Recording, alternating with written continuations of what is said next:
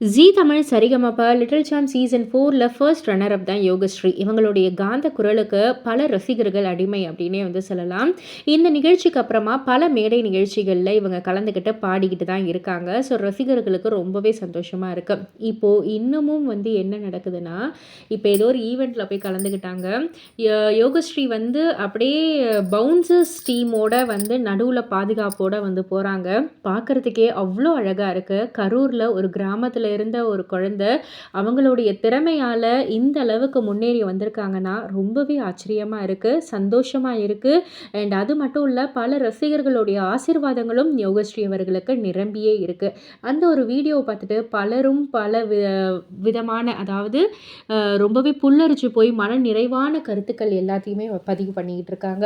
இத பத்தி நீங்க என்ன நினைக்கிறீங்க? உங்களுடைய கருத்து என்ன? அப்படின்றத கீழ உள்ள கமெண்ட் பாக்ஸ்ல குறிப்பிட்டு சொல்லுங்க. மறக்காம சேனல சப்ஸ்கிரைப் பண்ணி பக்கத்துல உள்ள பெல் ஐகான கிளிக் பண்ணிடுங்க.